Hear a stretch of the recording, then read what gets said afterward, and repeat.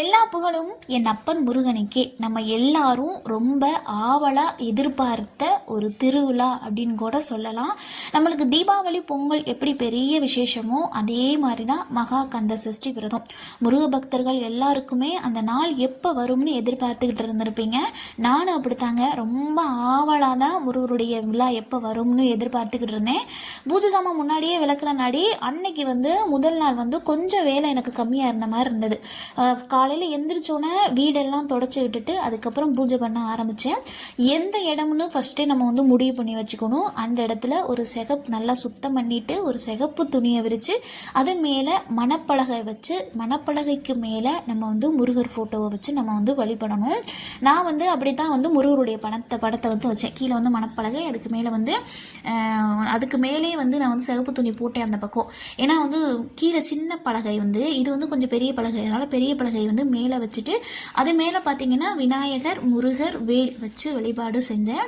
எனக்கு ஒரே ஒரு அபிஷேகம் தான். ஏன்னா காலையில் டைம் இருக்காது இன்னைக்கு எல்லா அபிஷேகம் பண்ணுறதுக்கு. அதனால ஒரு அபிஷேகம், பால் அபிஷேகம் பண்ணி நெய்வேத்தியத்துக்கு பார்த்தீங்கன்னா வெத்தலை, பாக்கு, கற்கண்டு வச்சு சாமி கும்பிட்டேன். ஏன்னா வேற எதுவும் செய்யறதுக்கு எனக்கு டைம் இல்லை. ஏன்னா 6 மணிக்கு கோயிலில் காப்பு கட்டுறதா சொல்லியிருந்தாங்க. அதனால ரொம்ப எளிமையான முறையில் வீட்டில் வழிபட்டுட்டு மிளகையும் எடுத்து வச்சுட்டே நான் கோயிலுக்கு போயிட்டேன். ஏன்னா மிளகு நான் சாப்பிட்டுட்டு கோயிலுக்கு போகலை. இன்னைக்கு ஃபஸ்ட்டே ஒரு மிளகு சாப்பிட்டுட்டு துவங்கணும். ஆனால் நான் போய் காப்பு கட்டிக்கிட்டு விலகை போட்டுக்கலாம். ஏன்னா மிளகை சாப்பிட்டுட்டு போய் காப்பு கட்டுறதுக்கு எனக்கு மனம் இல்லை. அதனால் கோயிலில் போய் காப்பு கட்டிட்டு அதுக்கப்புறம் நம்ம மிளகு சாப்பிட்டுக்கலாம் அப்படின்ட்டு கோயிலுக்கு போயிட்டேன். கோயிலுக்கு போனால் கோயிலில் நல்ல கூட்டம், போகிற வழி ஃபுல்லாக நல்ல மழை, நல்லா நனைஞ்சு தான் உள்ளே போனேன். 6 மணின்னு சொல்லியிருந்தாங்க. ஆனால் நான் போகும்போது 6:30 ஆயிடுச்சு. 6:30க்கே நல்ல கூட்டங்க. இவ்வளோ கூட்டம் இந்த டைமிங்க்கு வருமானே எனக்கு தெரியல. அவ்வளோ கூட்டம் இருந்தது. நிறைய பேர் காப்பு கட்டுனாங்க. அதுதான் ஒரு பெரிய விஷயமா இருந்தது.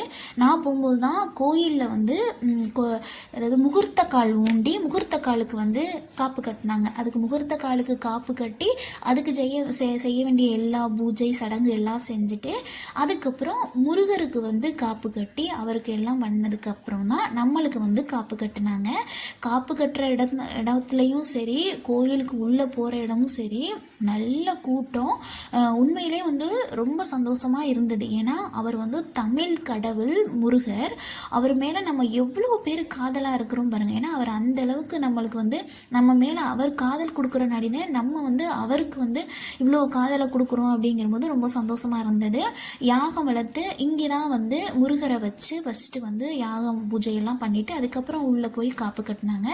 காப்பு கட்டுற இடத்துல பார்த்தீங்கன்னா ஒருத்தர் காப்பு கட்டல, நிறைய பேர் காப்பு கட்டுறதுக்காக லைனில் நின்றாங்க. ஆனால் ஃபுல்லாக சரியான கூட்டங்க. கோயிலில் இவ்வளோ கூட்டமா அப்படிங்கிற மாதிரி இருந்தது.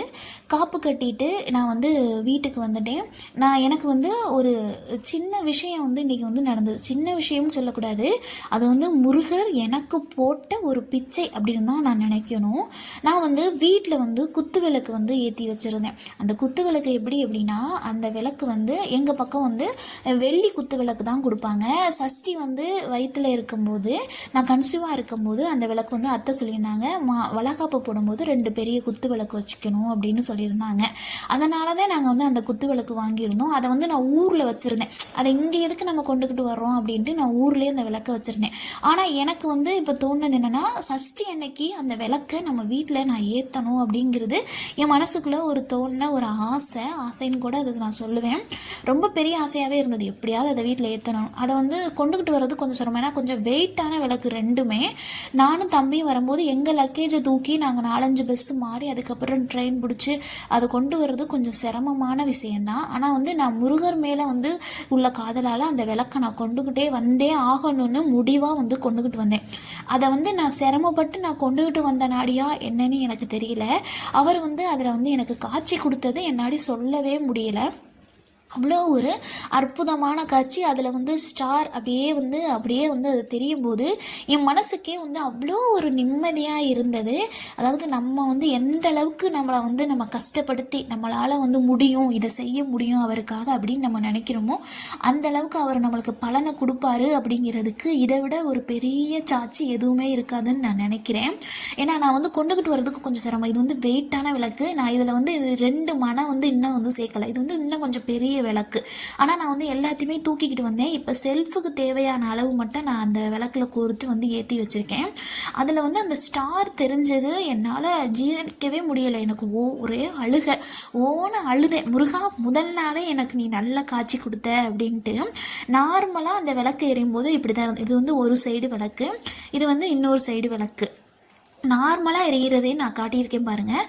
நார்மலாக சும்மா தான் எரிஞ்சிக்கிட்டு இருந்தது. அப்புறம் பார்த்திங்கன்னா அதில் அழகாக ஸ்டார் வந்து தெரிஞ்சுது.